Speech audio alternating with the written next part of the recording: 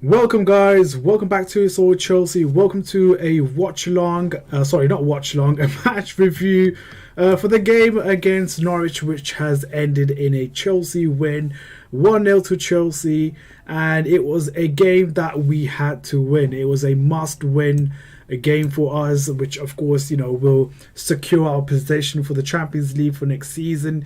United has been doing tremendously well for the past few games ever since the reset. Leicester City hasn't been that great ever since the reset as well, and the results has been very up and down for Chelsea and Leicester. Yesterday's draw against Sheffield United for sorry, not Sheffield United, but Southampton and United is a massive boost, and this game meant so much, and the boys have performed ever so greatly, and they have delivered what we were asked to do, and that was to get those 3 points. So yeah, it was actually a very dull game, a boring game, to be honest. There was nothing exciting happening. It was a 1-0 game, so it's pretty much what the scoreline is, a 1-0 win. But of course, there were a lot of moments where I sort of praise the game, praise the players, the game, and of course the way we control the game as well towards the end. The way Frank has managed it, and I'll be praising him today, and I'll be talking about him, of course, as the match review progresses. So yeah, this is me trying out, of course, a live stream match review. So it's straight out of my heart, straight from the top of my head, and what I thought about today's game. Of course, let's dive into it. We're gonna first, of course, dive into the goal that has been scored by the one and only Giroud, nicely, brilliantly crossed by Pulisic, and of course, Oliver Giroud was there to sort of head it in, and it was a nice header. You can just tell, you can just look at Willian's face right over here. You can just see how he just looks so funny. But yeah, it was a goal that we needed very much. We've been trying in the first half. We've been trying to sort of break the deadlock. Norwich were very compact. They were very difficult to break them down. And we needed that goal, and it was just not coming. It was just not working out for us. And during the one point while I was watching the game, I thought to myself, this, we might not actually get 3 points here. We might not even get a goal here. The way the game was panning out, it was a game where we were creating so many chances, and just the luck was not on our side. But that was, of course, broken down when, of course, Giroud got that flying header, and he could not miss from there. You cannot miss from there. I mean, it was it was nicely weighted pass from Pulisic to find Giroud in an area where there was 2 defenders sort of man marking Giroud. It was difficult, and the fact that he found his way and sort of headed that goal back of the net, it was a very good goal, and just what we needed before half time as well. We were approaching half time, and of course going into half time with a 1-0 lead does change a lot of tactics, and of course the way they'll come out in the second half. So it was a very much needed goal just before half time. Let's move on, of course, the lineup and what I thought about the lineup. I should have talked about the lineup first rather than the goal itself. But in terms of the lineup, there was a couple of few surprises. Kepa in goal, not really a surprise. But Aspie, Zuma, Rudiger, and Marcos Alonso, I think they were the surprises in this starting lineup. No one expected Rudiger to sort of start again after that dreadful performance against Sheffield United, and of course Marcos Alonso, not known for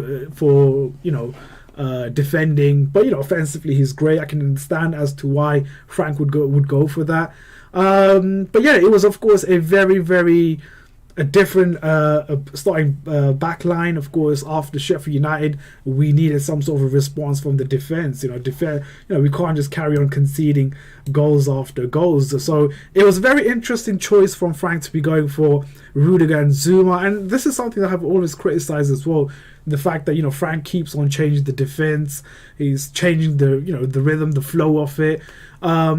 But, of course, he experimented with another centre-backs, a new defence line. And I think this is something that Frank needs to, figure out for next season in terms of what sort of defenders does he want and who is going to stay for next season. So it was a bit of a risk because it was a game where we had to win and we had to get 3 points. So I was a bit concerned with Rudiger and Zuma pairing, also Marcos Alonso as well. I thought they would really target the Rudiger and Marcos Alonso side. Moving forward in terms of cover, Jorginho, Ruben Loftus-Cheek, much better. I think I'm really happy with. I was really happy with the midfield that Frank has gone for. Cover and Jorginho does bring a lot of. We have seen the partnership flourish not last season, but before we were hit with this lockdown. The partnership with Cover and Jorginho since the start of the season, it was flourishing so well, and it was really difficult to break them down. Ruben Loftus-Cheek does bring that physical, that strength in that midfield, which is very much needed, and we saw that today. And there was a huge contrast between the Sheffield United game and, of course, the Norwich game. Yes, Sheffield United is in a different part of the league right now, and of course Norwich are relegated right now. But they did give in a fight, they did put in performance. But yeah, Ruben Loftus-Cheek, I was really happy with this midfield. Like I said, a huge difference from the Sheffield United game where we had the likes of Mason Mount, Jorginho, and Ross Barkley. It was a very weak, not powerful midfield, and that's where we were punished, and I think that's where we let 3 goals in.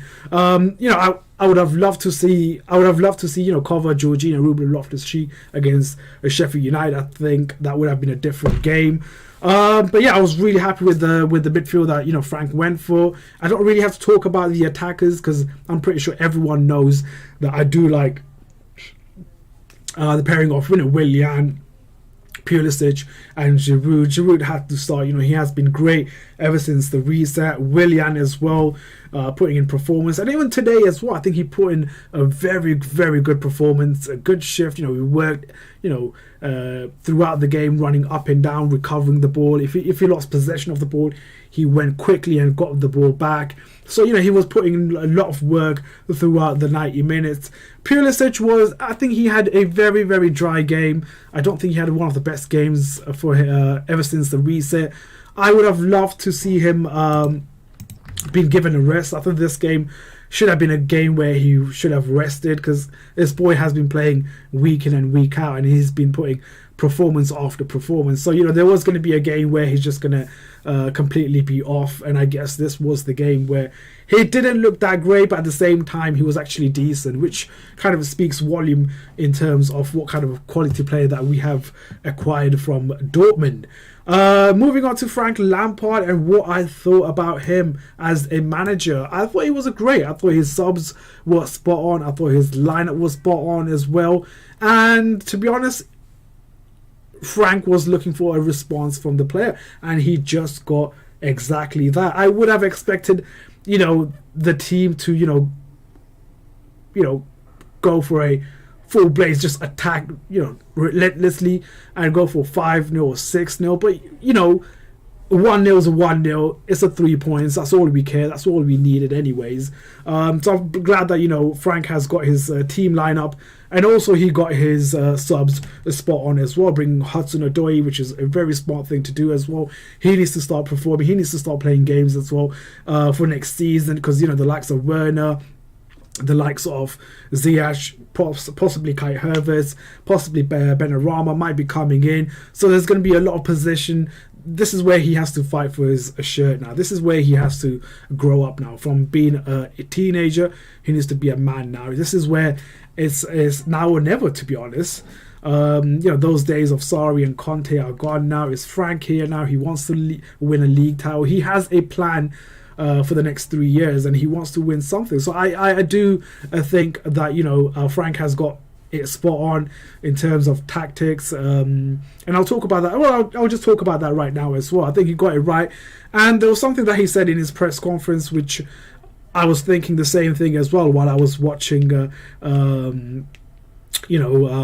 Chelsea play. It was to control the game, and he's spoken about I just had that right now. Now I just lost it. Oh, it always happens, doesn't it? This is why I don't like doing live streams. Where is it? There is it. Okay, so here goes. Basically, Lampard is very happy with the contribution of Loftus-Cheek. We have talked about that. He also talked about, how, we control the game.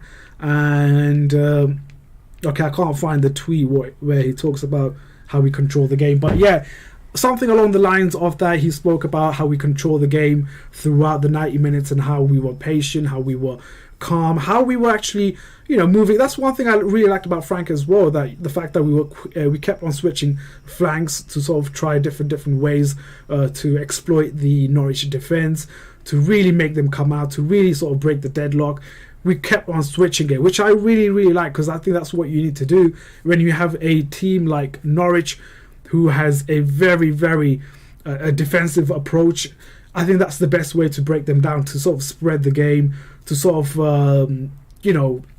break the defense line, the structure of Norwich's defense. And we kept on doing that throughout the first 45 minutes. We did get a reward towards the end of the game. But, before that as well, we were creating a lot of chances. We were getting a lot of chances as well. We create a lot of chances. We had a lot of chances missed as well from the likes of Zuma, Rudiger, Pulisic, Giroud as well. Before Giroud got that goal, he missed, I think, 2 or 3 chances. So yeah, I like the fact it was just a matter of time when we got the goal. So yeah, I was really happy with Frank and his tactics and his management and his lineup as well. Moving on to, of course, what the table says right now. It's looking very, very interesting in terms of the table. If I can move myself, why am I not? Yeah, there we go. So it's looking really, really interesting, right? I'm just gonna disappear for a second. So it's looking really, really interesting in terms of the table. We are, of course, as it stands, 63 points, 59 for Leicester City and Manchester United. They have a game in hand, and they will be playing tomorrow and the day after tomorrow. Of course, if they win the games, then they will be right behind us, which is, not the ideal. But however, Manchester United and Leicester City are always gonna sort of close the gaps. Leicester City in particular has a very, very difficult fixtures. They've got Sheffield United, Tottenham and United to finish off. And it's going to be I don't think we can bottle this. We should definitely get top 4, if not 4th, then definitely 3rd. So yeah, I'm very convinced that we will get Champions League next season. And if we have to get Champions League, if we want to sort of compete for the best, if we want to compete in the biggest competition ever, if we want to actually be, getting the biggest players, then we have to, of course, be in the Champions League. Kai Havertz is going to be one of the main reasons as to why he comes. It's purely because of Champions League. In terms of my man of the match, who do I go for? I'm going to go for the whole defense. I think the whole defense deserves the man of the match. I think they have been brilliant throughout the 90 minutes. Yes, I do agree, guys, that there were moments where we looked very vulnerable. There were moments we were very sloppy, but we recovered. That's what I'm saying. We got a clean sheet as well. After so many games, we have the clean sheet. So yeah, the fact that we have a clean sheet, the fact that we haven't conceded is a massive boost. So for me, the man of the match has to be the defense. I thought Rudiger was very good as well. Zuma has been exceptional. Aspilicueta, very passionate as always. I thought Marcos Alonso had a decent game as well. Not the best game, but a decent game. We're going to quickly move on to, of course, the highlights of today's game. These are, of course, a couple of chances that, Giroud missed. This one came very close. I thought if we had connected with the ball, then we could have possibly got a very early goal. So I think that was a very good chance for us.